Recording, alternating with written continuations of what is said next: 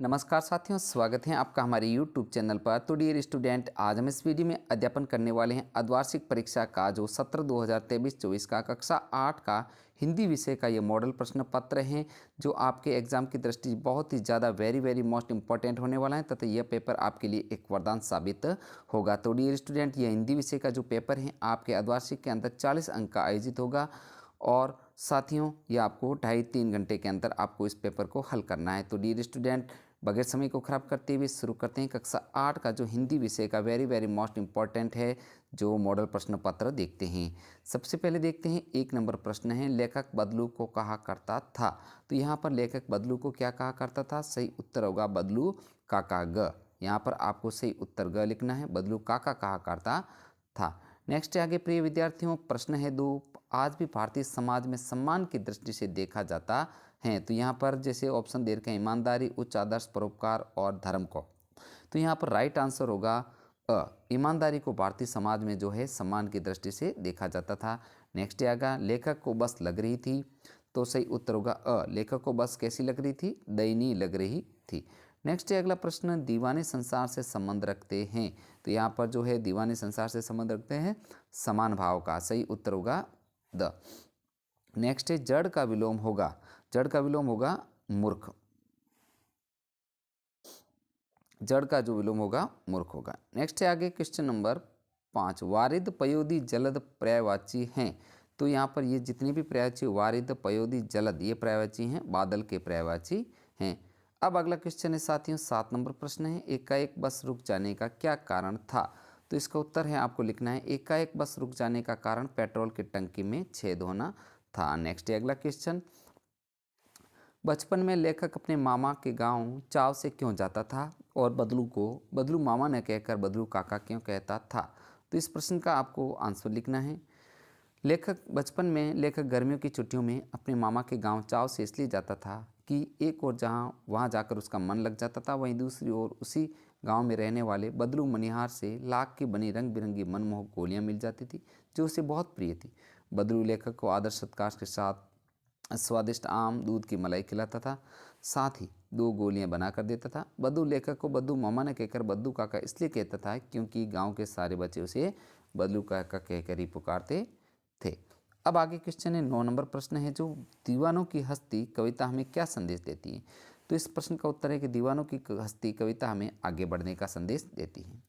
Next है प्रश्न 10 है, जो मशीनी युग ने कितने हाथ काट दिए, इस पंक्ति में लेखक ने किस व्यथा की ओर संकेत किया है? तो इसका उत्तर आपको लिखना है, आज मशीनों से प्राय हर काम होने लगा है जिसके कारण कुटीर उद्योग प्राय मृत प्राय हो गए। गांव और शहरवासी जिन कुटीर उद्योग धंधों के संचालन के माध्यम से अपनी आजीविका चलाते थे, वह सभी उद्योग धंधे अब मशीनों से संचालित होने लगे। इसका परिणाम यह हुआ कि कुटीर उद्योग धंधों का संचालन करने वाले हाथ बेकार हो गए, काम धंधे बंद हो गए। बंद हो जाने के कारण उनके सामने रोजी रोटी के लाले पड़ गए, वे सशक्त होकर भी अशक्त बन गए, अर्थात बेकार की वस्तु बनकर रह गए। लेखक ने इसी व्यथा की ओर संकेत किया है। नेक्स्ट आगे प्रिय विद्यार्थियों, प्रश्न संख्या 7, 11 नंबर है जो। इससे पहले आपसे रिक्वेस्ट है, वीडियो को लाइक तथा शेयर जरूर कीजिए। साथियों, आपको मेरे YouTube चैनल पर कक्षा 8 के जो सभी विषयों के जो मॉडल प्रश्न पत्र हैं एग्जाम तक उपलब्ध करवाए जाएंगे तथा RKSMB के जो पेपर आयोजित होगा वो भी हमारे चैनल के माध्यम से उपलब्ध करवाए जाएंगे। तो डियर स्टूडेंट, बने रहे हमारे चैनल पर, और चैनल पर नए हैं तो चैनल को सब्सक्राइब भी कीजिएगा। तो देखते हैं 11 नंबर क्वेश्चन है कि कवि ने पक्षी और बादल को भगवान के डाकी क्यों बताया है, स्पष्ट कीजिए। तो इसका आंसर आपको लिखना है, कवि ने पक्षी और बादल को भगवान के डाकी बताया है क्योंकि ये दोनों मनुष्य द्वारा बनाई गई सीमा रेखा को पार कर एक देश से दूसरे देश में जाते हैं। पक्षी अपने पंखों द्वारा फूलों की सुगंध दूर दूर देशों तक फैलाते हैं और बादल एक देश के पानी से बनकर दूसरे देश में बरसते हैं। इसलिए ये मानव भगवान की ओर से संसार में भाईचारा, प्रेम और एकता का संदेश देते हैं। नेक्स्ट है अगला क्वेश्चन नंबर 12, कामचोर कहानी हमें क्या संदेश देती है? तो इसका आंसर आपको लिखना है कि कामचोर कहानी हमें यह संदेश देती है कि माता पिता को चाहिए कि बच्चों में कार्य करने की आदत डालनी चाहिए, उन्हें निठला बैठाकर नौकरों पर आश्रित नहीं करना चाहिए। अब आगे प्रश्न संख्या 13, जातिवाचक संज्ञा के 4 उदाहरण लिखो। तो जातिवाचक संज्ञा के उदाहरण है पंखा, पशु, पेन, पुस्तक। नेक्स्ट प्रश्न, विशेषण किसे कहते हैं, कितने भेद हैं? तो इसका उत्तर है जो शब्द संज्ञा या सर्वनाम की विशेषता बताते हैं उन्हें विशेषण कहते हैं। विशेषण के 4 भेद हैं: गुणवाचक विशेषण, संख्यावाचक विशेषण, परिमाणवाचक विशेषण, संकेतवाचक विशेषण।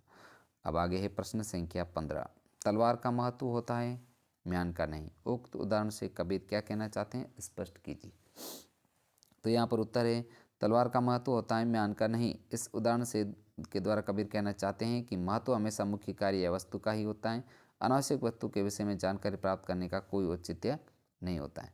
जैसे तलवार खरीदने पर चमक की ताकत, तलवार की चमक और उसकी धार के पैनेपन को ही देखकर उसका मोल भाव किया जाता है, उसके सुंदर म्यान को देखकर नहीं। ठीक वैसे ही साधु संतों के ज्ञान को महत्व देना चाहिए, उनकी जाति के बारे में नहीं पूछना चाहिए। अब आगे है प्रश्न संख्या 16। शैक्षिक भ्रमण पर जाने हेतु आपके विद्यालय के प्रधानाध्यापक जी से अनुमति प्राप्त करने के लिए प्रार्थना पत्र लिखिए। तो यहाँ पर है जो आपके प्रधानाध्यापक जी को एक प्रार्थना पत्र लिखना है, क्योंकि आपको घूमने के लिए जाना है। तो इसका सबसे पहले आपको शुरुआत करनी है, जैसे सेवा में श्रीमान प्रधानाध्यापक महोदय, राजकीय उच्च माध्यमिक विद्यालय उदयपुर। तो यहाँ पर ये ध्यान रखना, यहाँ पर ये एड्रेस है जो इसका मुख्य रूप से मुख्य पार्ट होता है। तो एड्रेस में आपका जिस स्कूल में लिखा है उसी स्कूल को लिखना है, किस स्कूल के छात्र हो और किसको लिखना है, तो इस स्कूल का नाम आएगा, यहाँ पर ध्यान रखना। ठीक है, तो ये फिर आगे आपको करना है शैक्षिक भ्रमण के संबंध में विषय हो जाएगा। फिर महोदय जी, निवेदन है कि हम कक्षा 8 के सभी छात्र शैक्षिक भ्रमण पर रावतपाटा कोटा जाना चाहते हैं। वहाँ हमें परमाणु विद्युत संयंत्र आदि की जानकारी प्राप्त करनी होगी तथा वहाँ के दर्शनीय स्थलों का भौगोलिक ज्ञान भी प्राप्त होगा। अतः प्रार्थना है कि हमें इस शैक्षणिक भ्रमण पर जाने की अनुमति प्रदान करें।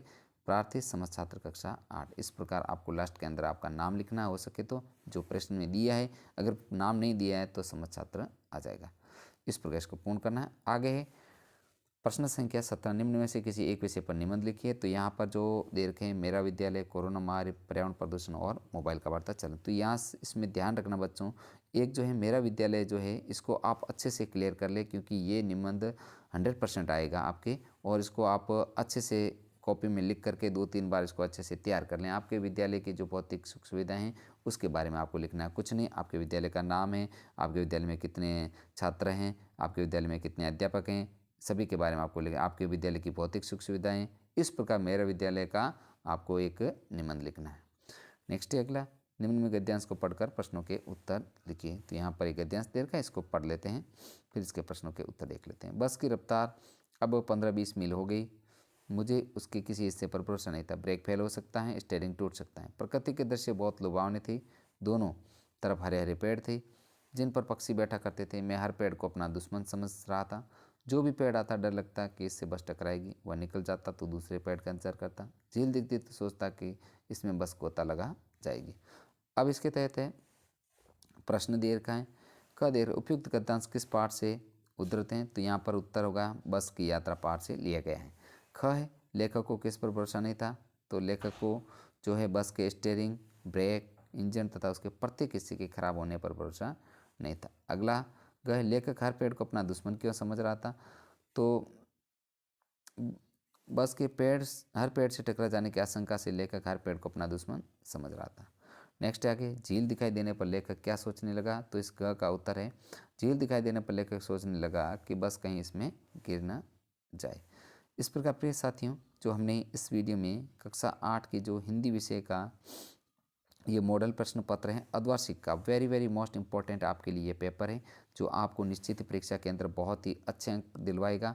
तो डियर स्टूडेंट, आज का वीडियो इतना ही। ये अंक जो आपके 40 अंक का हिंदी विषय का आएगा, और आपको कक्षा 8 के समस्त विषयों के मॉडल प्रश्न पत्र मेरे चैनल के माध्यम से उपलब्ध करवाए जाएंगे। तो प्रिय साथियों, बने रहिए हमारे चैनल पर। और हाँ, अगर चैनल पर नए हैं तो चैनल को सब्सक्राइब जरूर कीजिएगा, कि इस टाइप का कंटेंट हमारे चैनल के माध्यम से आपको उपलब्ध करवाए जा रहे हैं।